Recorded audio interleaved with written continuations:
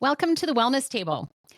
I am so excited about today's podcast and also this new season of 2024, really getting this podcast on its feet. And I'm excited about how many new listeners we have and subscribers. And I just want you each to know that I appreciate you guys so much.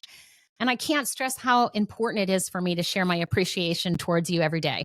And if you haven't subscribed to the show, the Wellness Table podcast, make sure to subscribe today to the podcast on whatever podcast or video platform that you prefer. That's your favorite. We're on YouTube to watch the podcast. You can listen to it on Apple Podcasts, Spotify, whatever platform that you prefer. And if you're listening on your podcast app or on Spotify, it's really easy to give this a 5-star rating. And if you want to write a review, that would be so incredibly kind and it would mean so much to the show. So thanks for following also on Instagram and Threads at Dr. Cheryl Wellness, where we do daily posting, again, to just keep our community inspired and talking about the latest in food, nutrition, science, wellness, and how to beat disease. The Wellness Table podcast is not just a show, but we're here to build a community of wellness warriors. I'm your host, Dr. Cheryl Bothwell. I'm a doctor of clinical nutrition and a wellness expert, and I'm on a mission to inspire, educate, and empower you to take control of your health with trusted information. There's so much confusing health information out there, and I want to be a place at the Wellness Table where you know you're going to get trusted information, science-backed, and all conversations are okay, and we can have honest conversations about hot topics, what we're worried about, and we'll explore nutrition, food, wellness, lifestyle, with a special focus today on beating cancer. But every day, this podcast will be talking about beating disease, preventing disease, treating disease, and mastering disease, reversing disease. All of these words are out there. I've had some comments on my socials that I shouldn't be using the word treat disease or manage disease, but we should be talking about reverse disease. And that is possible for many diseases. And it's very exciting to see the power of food. So whether you're a survivor, a fighter, or someone that's passionate about prevention, this is your community at the Wellness Table. So pull up a chair. Let's get ready to transform our lives, one delicious bite at a time and one healthy habit at a time. So let's get into the show. I posted a social reel on Friday after I heard about the story of Kate Middleton and her personal story of her cancer diagnosis. And that really hit a personal note with me.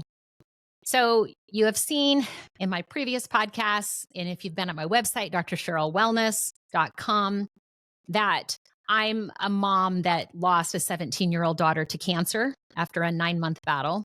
And I've also lost my mother to cancer. And so cancer has been very near and dear. I've seen the growth. I've seen the tumors. I've seen what it can do. I've also seen as the surviving parent or daughter, the impact that it has on the lives of the family around the person with the diagnosis. So it's really a tough one. So cancer probably has been a topic that I've delayed the most in the show, and I've just decided it's time to take it on. It's big. It's a big topic. And to try to make it concise, I thought today we'll take a stab at it. I'd love to hear your comments. We can take a deeper dive into cancer and what your thoughts are on it. And it's just a topic that's very personal to all of us. And we all want to know, can we beat cancer? And can we do it with food? So as we look at cancer, it's a word that strikes fear in so many of our hearts. And what if I told you that your diet could play a crucial role in not only preventing, but also treating this dreaded disease? So today we're going to dive into that world of anti-cancer foods and how they can help you build a fortress of health. But I want to add this, that I've always believed in food as medicine. And as I found myself helpless in my daughter's diagnosis and unable to stop the growth, a little overwhelmed and a little discouraged. And this is one of the reasons that I have my doctorate in clinical nutrition. After I lost my daughter, I decided I had to know more. I had to get the answers. I became very passionate about learning more about this disease. And can we really beat it? Is food really medicine against cancer? Can we stop tumor growth in its tracks? Can we prevent it Can we stop a reoccurrence? And what do we do if we're in treatment and we already have a diagnosis? And so those are the questions that I've been asking. My doctorate of clinical nutrition, I spent 6 full-time years after I lost my daughter just diving deep into it and how to beat disease in general with food. So I'm going to share what I've learned, my clinical experience from it, but also my personal experience dealing with the difficulties of managing it and wondering what to do. So first of all, I think we need to look at the stats. And let's just see how likely we are to get cancer as a population. We know cancer is a global killer, and its toxic treatments have been feared as much as the disease itself. 1 in 3 people in the United States will be diagnosed with some form of cancer during their lifetime. And cancer is the second leading cause of death behind heart disease in the United States. But did you know that in the United Kingdom, that the risk for cancer is even higher? 1 in 2 people will develop cancer. And I just learned this as I was preparing for the podcast, the higher rate of cancer in the United Kingdom, and this is where Kate Middleton lives.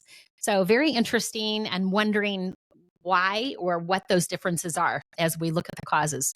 But basically, this means is if you're sitting at a dinner party or wherever you're sitting in a group of people, you can look at these statistics and don't forget to include yourself that 1 in 3 people in the United States will get a cancer diagnosis in their lifetime. And this isn't to cause more fear, it's to awaken us and to take action before the diagnosis. Sometimes cancers can take 8 to 10 years to manifest. So all of us are fighting some sort, get it right here. We're all fighting some sort of cancer every day. It's been said that every day our DNA gets 10,000 hits for cancer on every day. And so as we talk today about our natural health defense, this is where every day we really are beating cancer, whether we know it or not. I wanted to just start by saying that the national organizations say very little about diet and lifestyle and cancer. They talk about the prevention of it, but the statement from the National Cancer Institute that's current today, as I looked it up to prepare for the podcast, says that about diet and fighting cancer, that there are no studies that prove that any special diet, food, vitamin, mineral, dietary supplement, herb, or combination of these can slow cancer or cure it. And WebMD, just looking, where do people look for what do we do? What diet can cure cancer? Is there a diet? And WebMD, there is no good research that shows that any eating plan, like a vegetarian, plant-based, for example, cannot prevent or treat or cure cancer. So that kind of sounds like we should follow the traditional treatments of chemotherapy, radiation, whatever is recommended. And I just want to add a note in here, is this is where I found myself stuck, is because I really believed in a healthy diet and I felt the power of food as medicine.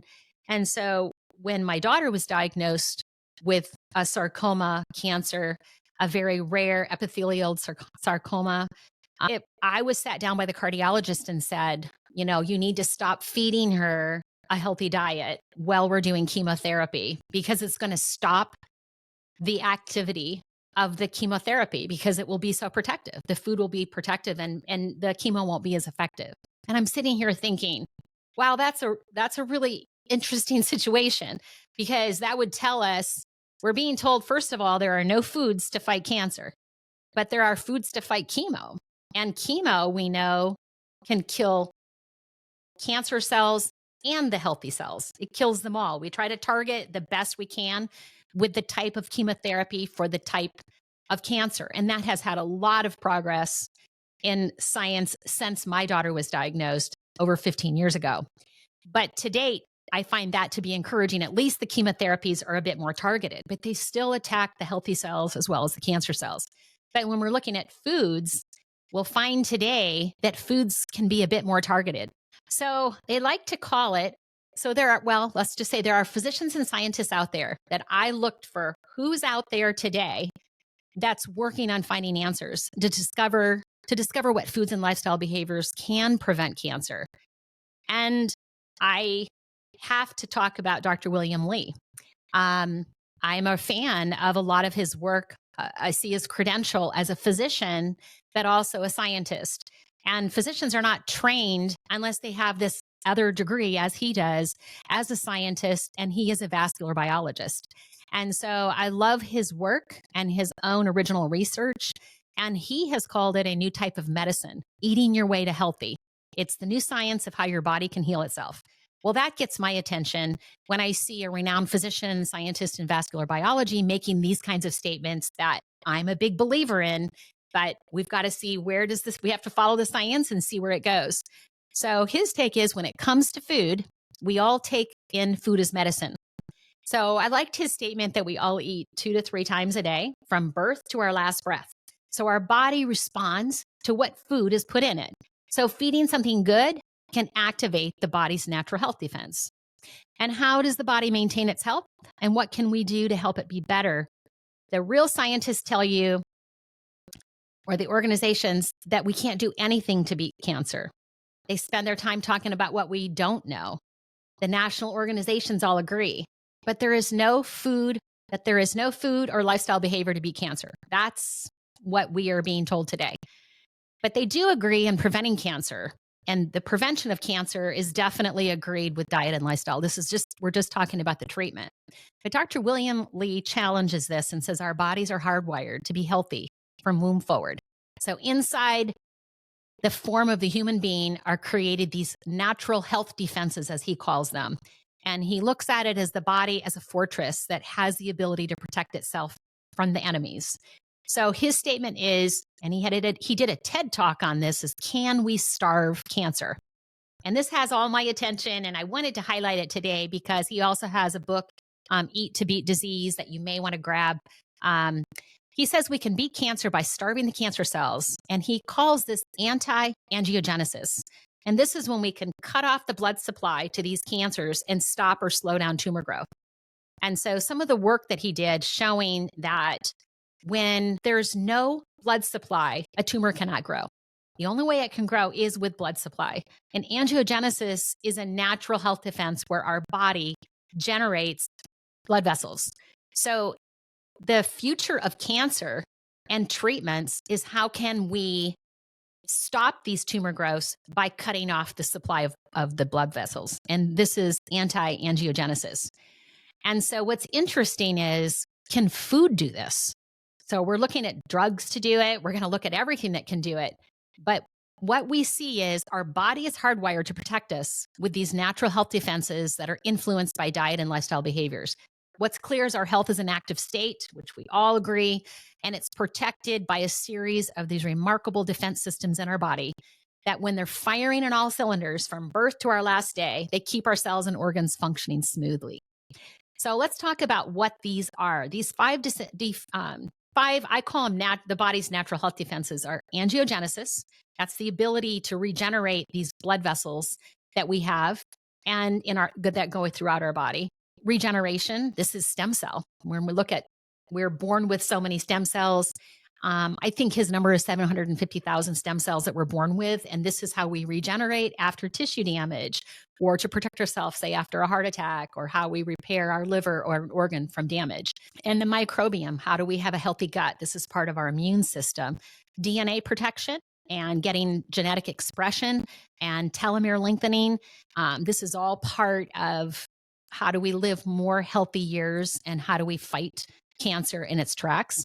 And immunity, boosting our natural immunity. But when we're looking at understanding cancer, understanding angiogenesis is what makes cancer so dangerous. Because one of the keys to understanding how to beat cancer with food lies in a process called angiogenesis. And this is the formation of new blood vessels, which is essential for tumor growth. So that's a key part of what we'll talk about today is when the future of cancer treatment is in controlling angiogenesis. And what we have found to date is the only way that we can do this is through diet and lifestyle. Now that's exciting when I hear that. That's why I have to bring it into this podcast today, because what we're hearing here then is if we have to understand angiogenesis and this is the key of what makes cancer so dangerous. And we're looking at the future treatment of cancer is in controlling angiogenesis.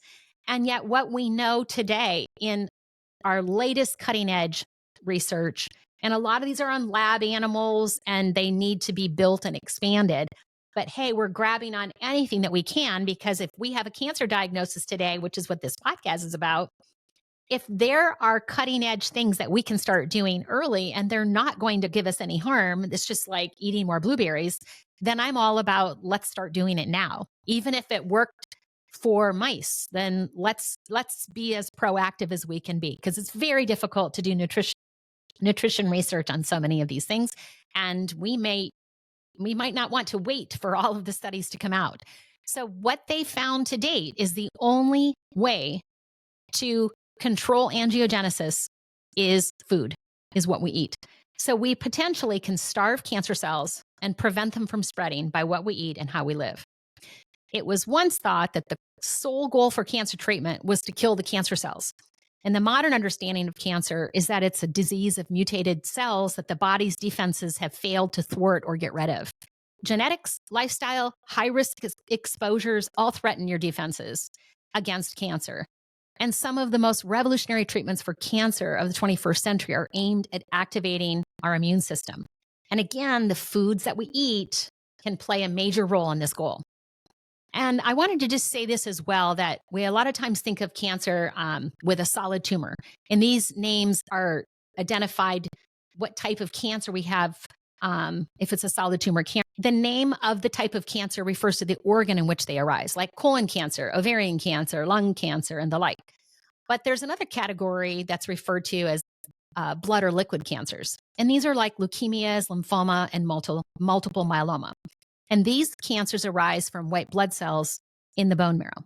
So regardless if it's an existing tumor in a specific organ or it's a cells of liquid cancer that course throughout the entire body, if you're facing any of these cancers, the exact principles of turning on our body's health defense apply to the liquid cancer as well as the solid tumors. And I think that was an important note that Dr. William Li made, that liquid cancer also depend on angiogenesis and to grow, and they have stem cells that need to be destroyed, and they're damaging our DNA mutations, and they can wipe out our immune defense.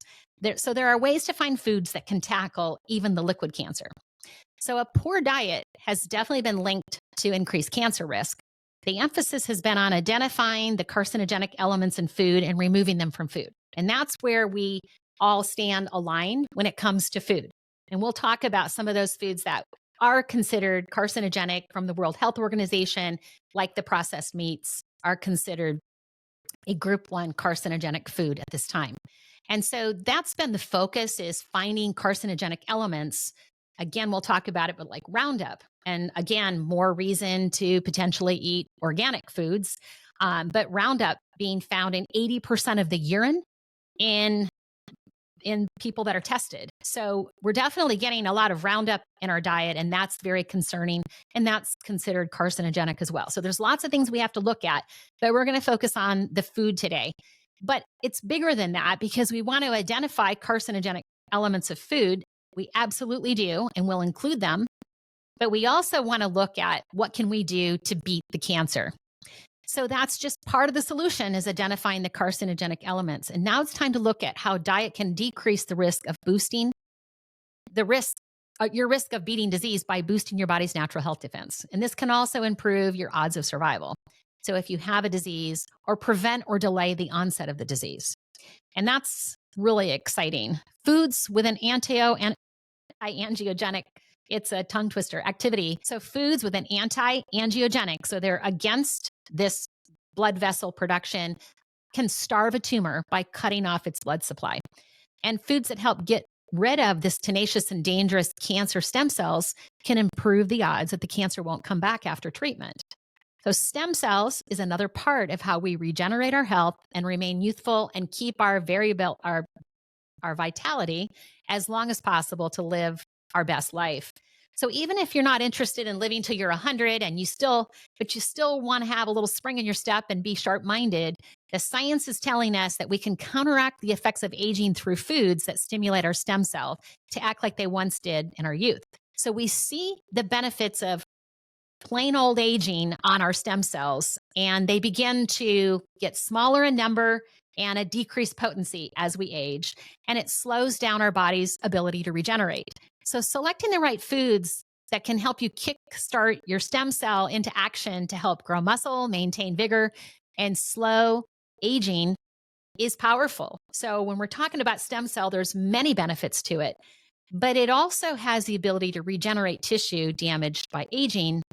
But Mother Nature has given us these best health defenses to develop regenerative therapies to rebuild or repair organs using foods, beverages, and lifestyle behaviors that can mobilize these stem cells. So here's a little twist to the story. There's foods and beverages and lifestyle behaviors that can actually harm your stem cells and weaken your regenerative defenses. So these are things that we might want to avoid if we're looking at prevention and if we're in treatment. But there's another twist, and that's while most stem cells are helpful and we're trying to regenerate them and build more of them, there's another type of stem cells that are harmful and they can form cancer. And these are called cancer stem cells and they need to be destroyed. So some foods can do that too. So a diet that activates the immune system, which can also occur by eating foods that promote a healthier microbiome and can assist in cancer control and elimination. We can also eat foods that protect DNA, that serve as a shield and a repair to mechanisms that can make sure our DNA is protected and don't lead to any more cancer. So to effectively prevent cancer, angiogenesis needs to be brought under control before the tumor can get a foothold. We need to kill cancer stem cells to stop cancer growth and prevent reoccurrence. We need to empower healthy stem cells to regenerate tissue damage from the cancer growth to heal the body. We also need to turn on our health-promoting genes and turn off the harmful ones that promote disease and protect our telomeres. So that's the little tip. It's like a shoelace, and that's a little tip on the gene that is connected to our longevity. And we want to prevent shortening our telomeres. And we are seeing some research that we can even lengthen our telomeres. And this tells us about how we are actually measurably increasing the healthy years of our life. Then we've got to look at building a healthy gut and boosting our immune system. So these are the healthy, natural health defense that our body has for a full frontal war against cancer to beat it. And it's against all the lifestyle diseases, but I really love how we can even target into cancer with this anti-angiogenic process and the power of the stem cells to actually kill cancer stem cells. So this is where your everyday diet and lifestyle comes to play. So let's look at the anti-cancer foods to incorporate in your diet. So what are these miraculous foods that can help us fight against cancer? And we're going to explore the most potent ones. And just to highlight them, phytoestrogens. Those are a hot topic, but in the research, we are seeing soy has benefits in fighting cancer. Lignans, and this can be found in flaxseed, sesame seed. We're going to talk more about these and whole grains and the power of those, especially that's going to pop up in breast cancer. The power of cruciferous vegetables like broccoli and kale. This is the cabbage family. So kale, arugula, cabbage.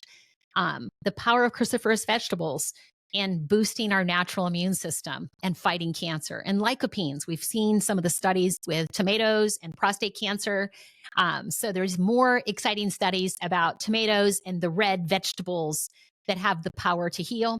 And also turmeric's hitting the list and garlic's hitting the list. So there's some exciting things along with green tea, and you'll see chocolate, dark chocolate hitting the list, even coffee, and even black tea showing some benefits. And each one of these in turning on the body's health defense in different ways. But as we're looking at the key to controlling cancer, again, we're going to go back to angiogenesis. This is the process by which new blood vessels form, and it's critical in the growth and the spread of cancer. So remember, without angiogenesis, the cancers cannot grow beyond a microscopic size or spread to any other parts of the body. So that means when we control angiogenesis through our diet or through any mechanism, we can potentially prevent cancer from becoming dangerous. Dr. Greger will say in his comment, he's on Nutrition Facts, and he talks a lot about plant-based diet and cancer. But he's saying that even if we have tumors, we can die with those tumors and survive, even if the tumors are still there. They don't do any damage.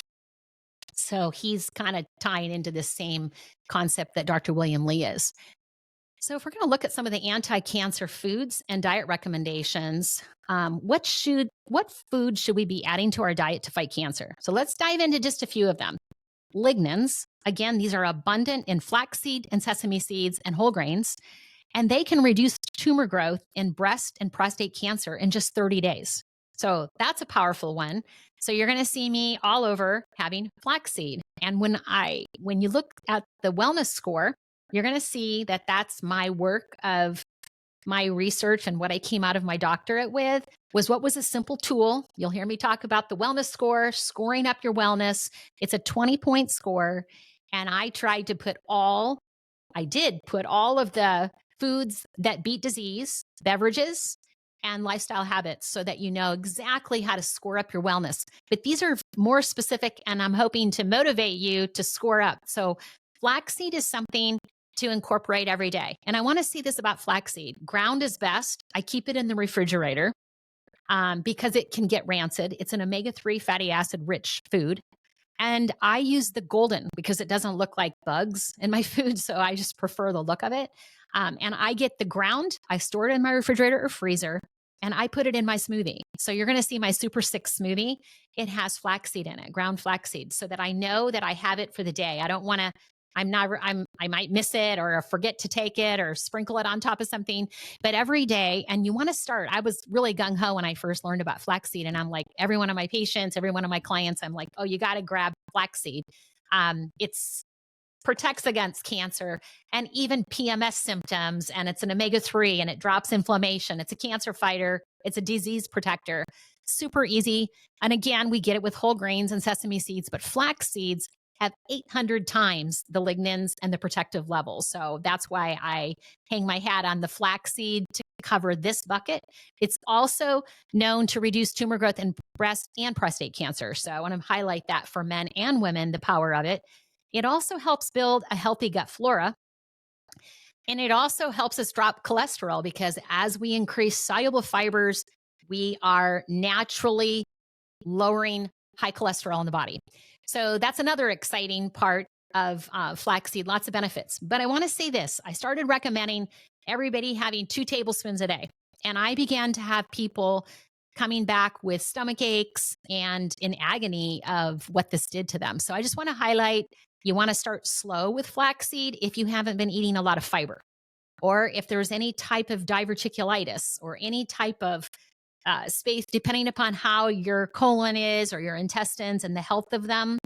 But overall, I start with a small amount and then build up. And so the goal is if you can get a teaspoon a day, then move up to 2 teaspoons. And as you build up, everybody I have worked with rarely is someone not able to increase their level of flaxseed. And if it is a problem to get the whole flaxseed in, then I recommend the omega-3 fatty acid oil from the flaxseed if that's something that you can't tolerate.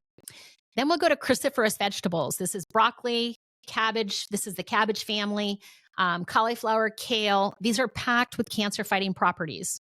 They protect the stem cell. And so as we look at the power of these, we want to have those on our plate every day. So when we're looking at how can we choose one cancer preventing food at least per every meal, I'm like, that's a minimum that Dr. William Lee shoots for.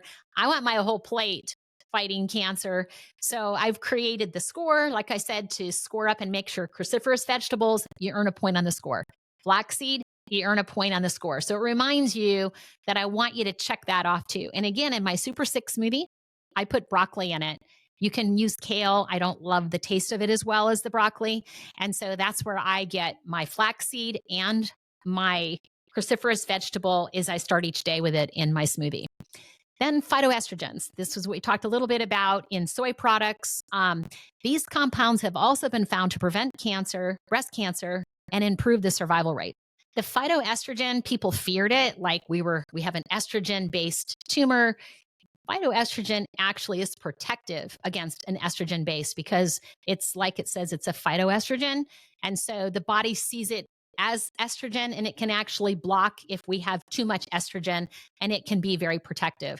I'm not going to get into the biochemistry of it, but the research has really moved on that. There were studies that scared people a decade ago, and we're beginning to lighten up on that. But I would say that my source just throwing that in there, of any soy products is a non-genetically modified organic source of soy. And I'm a fan of edamame, and I get it shelled and unshelled frozen, and I can throw it on salads, and I can add a plant-based protein to my meal to balance my blood sugar.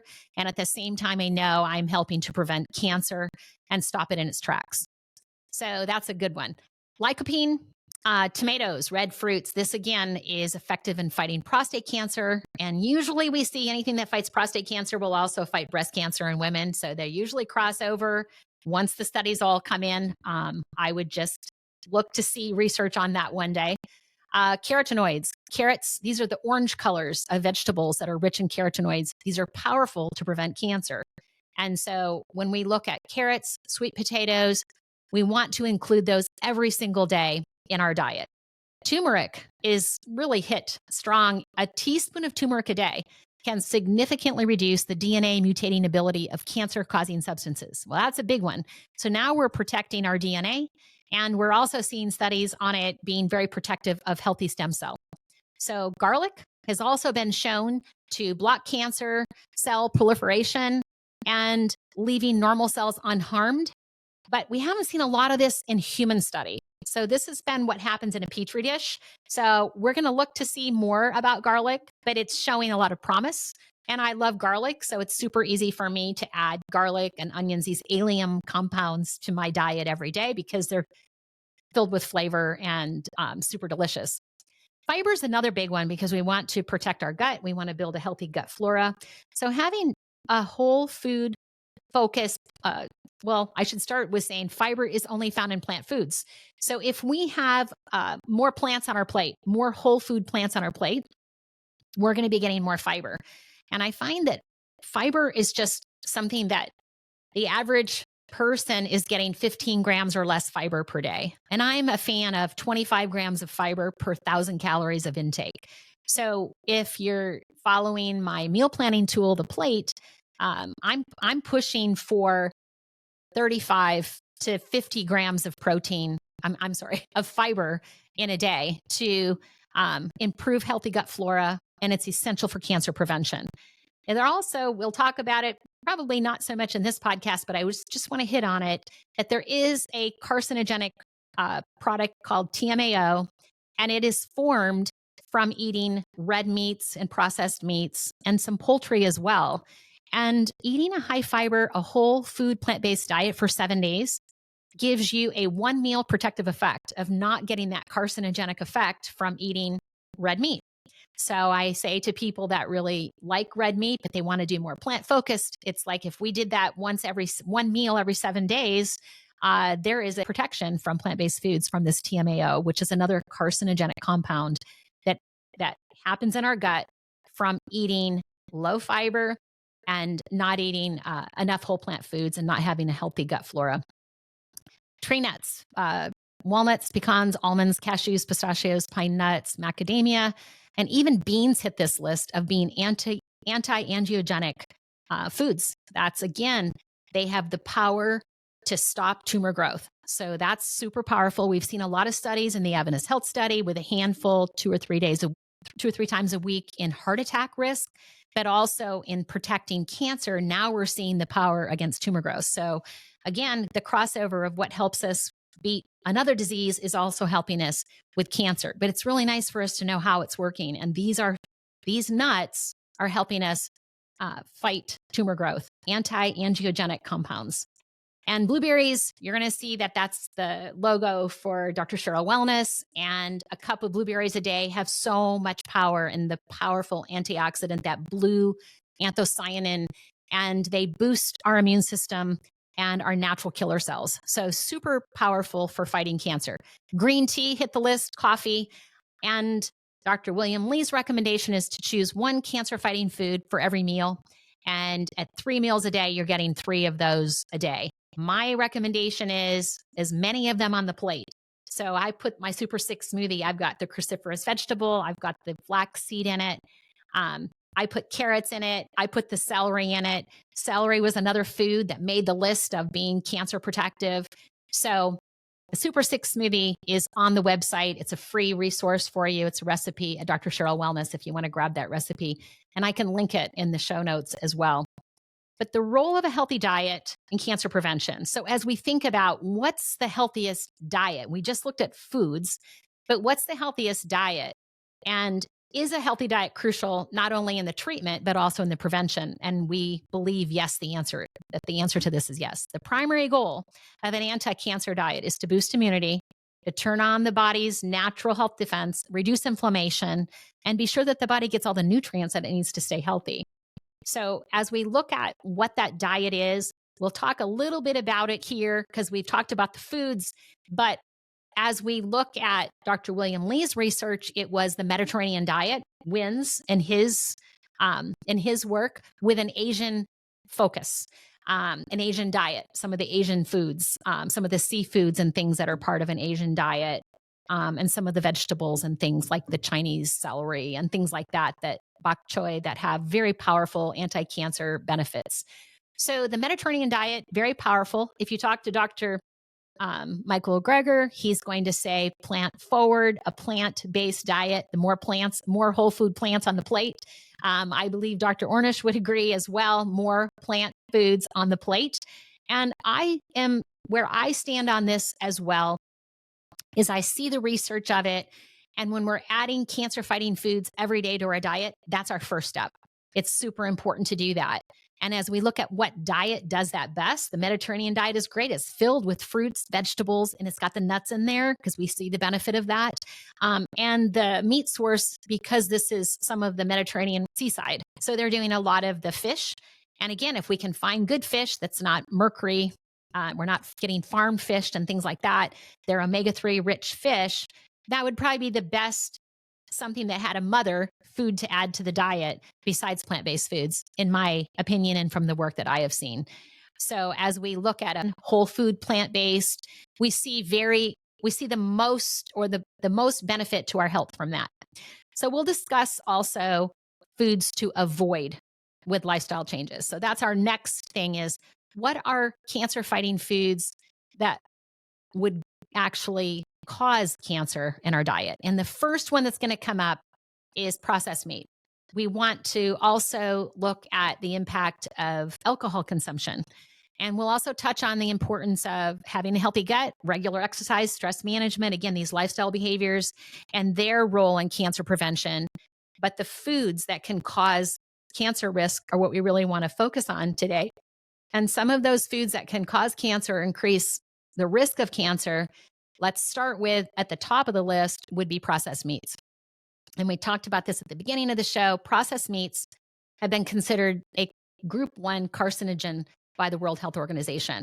It's not contested. It's very agreed. And again, we're talking about hot dogs, sausage, cured meats, charred, broiled. It's some of the process as well that can give it a carcinogenic, I say a red meat, a carcinogenic compounds.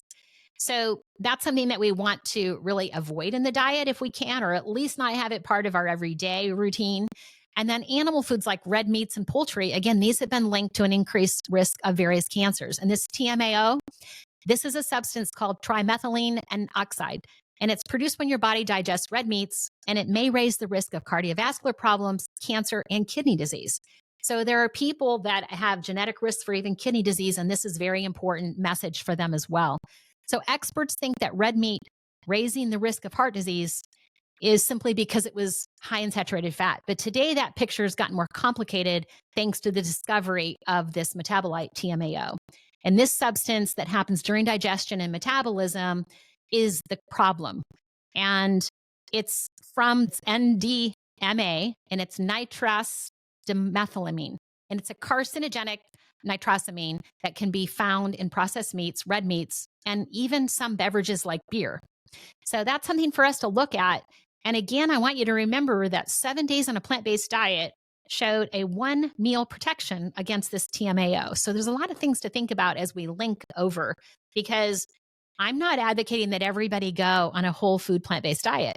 It's very protective, but that may not be your preference. You may find comfort in some of these foods that you grew up with or that you love. And so I think what's important is to look at ways that we can blend these together. I saw a study this week that I thought was great because it was showing like saturated fats and the inflammation that comes with that. And the stunting of the stem cell from we're talking about butter and cream in the diet, some of these animal saturated fats, and the problems with them.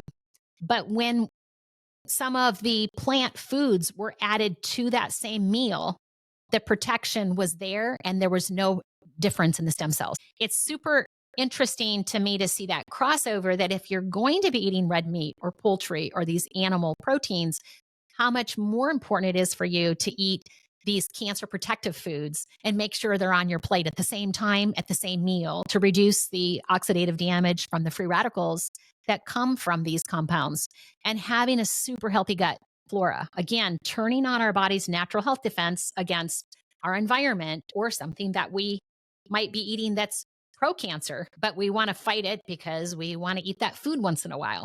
So I think that's important, that we don't have to always or never eat something like, if you love hot dogs or sausage, just have a lot of blueberries with that meal and a lot of, sweet potatoes, and just think about during that day how you can be as protective as possible, and ideally being protective at the same meal. Alcohol, that's a whole can of worms when we look at, is there a safe level of alcohol when it comes to cancer risk, especially breast cancer? And there is a lot of room for discussion on this. I looked at even what Dr. Peter Attia talks about in one of his blogs, and he shows it as a J curve. And I liked that because it showed that like a half a serving of red wine could have a protective effect, even in longevity, even to someone that had never had any alcohol.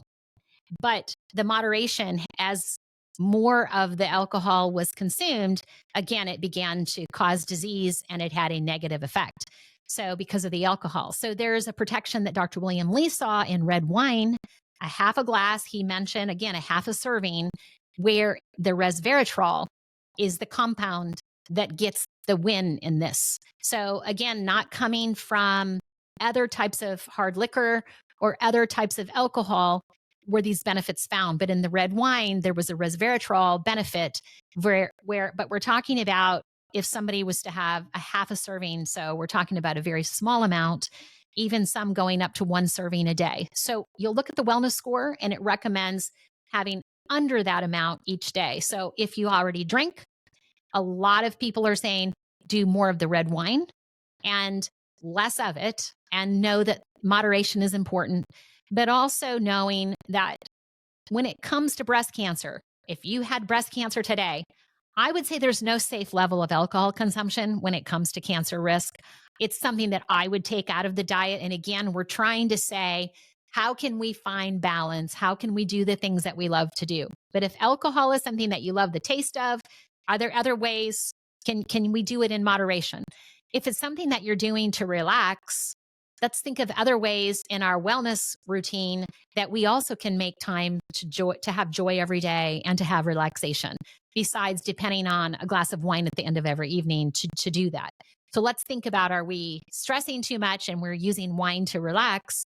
Because when I'm asking someone to give that up, that feels like that might just increase stress. And again, stress can cause all kinds of diseases as well. So alcohol is a tough topic, but my summary for myself is no, there's no safe level of alcohol consumption when it comes to cancer risk, and especially for women, because estrogen and alcohol don't mix well. And I think a lot of the studies on alcohol are done with men. And so I have to say that as we're looking at a lot of the studies, and as we look at female predominant audience that we have here at the wellness table, if we look at alcohol and women, estrogen and alcohol just don't mix well for any disease, but especially cancer and especially breast cancer. So that's my takeaway on that. And there's lots to learn. There's lots to debate. I'm here. Comment. I'd love to hear your comments on this. Anything's okay to ask or say about it, but I'm just here to share the information, the best that we know. There's no bias. It's just looking at the information for the last 20 years of studying the research on it and where I've landed my recommendation, especially for women. High fructose corn syrup and refined sugars. We're seeing that high sugar, a high glycemic index meals, having a lot of hyperglycemia, high blood sugars, like with diabetes, can really promote cancer growth and stunt stem cells. And if we're stunting stem cells, we're trying to kill cancer stem cells. So we certainly don't want to stunt the healthy ones. We want to be eating foods that kill the cancer stem cells. So a high refined sugar, processed sugar is not something that is cancer protective and something we want to avoid. Also, I saw high salt, and a lot of salt in the diet can have almost the same negative. We always think of it as like, we want to lower blood pressure. I don't have high blood pressure, so I'm okay. And some people aren't salt sensitive. I felt the same way about salt. If you asked me about it 10 years ago, that's what I would say is 30% of the population are salt sensitive. And I don't think everybody needs to go on a low sodium diet because of that. But this new research showing a high sodium diet, like the standard American diet, where we got 6 grams a day, 8 grams a day of sodium, is concerning that it's stunting stem cells. So that's a new wake up call. So it's beyond high blood pressure. Now we're starting to look at it in the cancer realm, and that gets my attention. And I've got to always work on lowering my sodium intake because that's the one that is probably the one that I would be more likely to overdo. And then the glyphosate, again, that's the weed killer Roundup, and that's been tied to cancer and found in 80% of the US urine samples. So that's my thing of go organic, especially as we're putting more plants on our plate. We could be putting more Roundup on our plate, and that's concerning. It's the same way if I would recommend omega-3 fatty fish, and now I'm putting more mercury on the plate. So there's always this up and down side to everything. And so we just have to be aware. Are we getting good sources of fish? I personally don't eat fish. I never grew up eating fish, so it's not even in my comfort foods. But if it was, that would be the one, I just call it an animal food, that had a mother that I would be more likely to have or to eat. But that's not a good public health message because it's so expensive. So getting a good quality, wild caught, low mercury, finding fish like that isn't something that's available to the entire population. So again, I have more concern with fish and how do we source it because of the mercury. And again, we want an omega-3 fatty acid fish to get any benefit for cancer protection. The next section I want to talk about is how do we create an anti-cancer wellness routine in a meal plan? So we've got some of the knowledge here. I kind of want to wrap this up now and just show how can you create a meal plan that supports your fight against cancer. The free wellness score, grab that. It's at drcherylwellness.com. You're going to see it right in the top marquee, or you can go /score and go straight to it at Dr. Cheryl Wellness at my website. And you will be able to see how your wellness routine scores and see those 20 points, which is 10 foods, 2 beverages, and 8 healthy habits that have the power to help your body beat disease, even cancer. So I would say start by grabbing the score. And if you're a member, we have a wellness membership as well for people that wanted a deeper dive. I have a masterclass. I do coaching. We do live sessions. And we have the member version of the score where you can actually track and use it as a wellness tracker, and you can set goals so that we can keep upping our score. So that's part of our strategy in our wellness membership. And if you're a listener of the podcast, the wellness, there's a free version of the wellness score, and you can grab that one on the website and you can see where you are today. And what's important is to use that as a tool to empower you to be the CEO of your own wellness. It gives you those key foods that may be missing from your wellness routine to help you reach your biggest wellness goals or to help you fight these diseases. Then the other thing I created was the meal planning tool, because now we've got what foods we want to eat, but how do we build them into a meal planning or onto a plate? And what's the combination so that we also have the foods that heal, these cancer disease beating foods, and also balanced blood sugar? Because we know if our blood sugar is spiking from a meal that has too much processed foods or even too much, not the right balance, that then we can have some other problems. So putting together these meals with having at least 2 cups of fruits and vegetables, a plant protein, a healthy plant fat, and using at least 1 whole grain a day is the key. So we'll talk more about that in other podcasts, but I want you to know that all of that is on the website and on some of the other podcasts. So I'll share some other practical tips, but I want you to know that even on the website, there are healthy recipes that again, I would grab the Super 6 smoothie. And I also think about the superfood coffee because I put the cocoa, the coffee, and the green tea and cinnamon and wrapped it all into a warm drink that is another superfood anti-cancer beverage. So I think you might enjoy that smoothie and also that superfood coffee. So grab those at drcherylwellness.com. So the takeaway today is to start your journey, score up your wellness. Grab that free score. Higher scores mean lower disease risk. It means you're fighting cancer. It means you're preventing cancer. It means you're turning on your body's natural ability to fight. And remember, we're all beating cancer every day. We are all getting 10,000 hits to our DNA every day from our environment, our diet, lifestyle, our genetics. We need to be working with our full health defense in full throttle to beat disease and add healthy years to our life. So for those of you that have the diagnosis, it's the same starting point for those of you that are trying to prevent it. We all need to beat cancer, and we're all really in the same boat every day. It's just scarier if you actually have the diagnosis. And it's more important for you to be sure that you're including every single meal these cancer preventing foods. So in the show notes, I'll have a detailed list of more of the foods so that you can be sure to have all of that and you don't miss anything. So I promise to put all that in the show notes so that you know what to eat. Grab the free score and go to Dr. Cheryl Wellness for more resources about all of this. So anyway, guys, I'm going to drop it there. I appreciate you so much. Thanks for being an active part of the wellness community. Remember, you matter. I've saved a seat at the table for you to share your ideas, questions, and concerns. If you agree or disagree, it's perfectly fine. I just want us all to be kind and be open to new and positive ideas. And let's learn all of this together. I'm a life learner, so I'd love to hear your thoughts, things that have helped you. We're open to all the ideas and what's science-based. And I've spent my life studying nutrition, studying wellness, the holistic approach, and I've applied my wellness score on over 4,000 people with very positive results. So I have a lot of clinical experience. But what I want to say that I love about nutrition and why I chose it is because it's an ever-moving science. The research just continues to grow and move. So I'm here for the learning.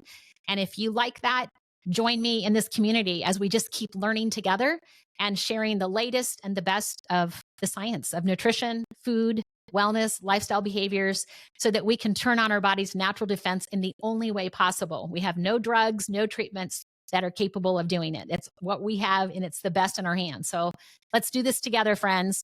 This is 20 episodes strong now on our podcast. I'm excited to build a community of wellness friends in 2024. So I'm glad you're here. And again, if you found this episode helpful, please share it with your friends and family. And don't forget to subscribe to our podcast to help us grow. Until next time, more about fighting disease, living well, and eating well to beat disease.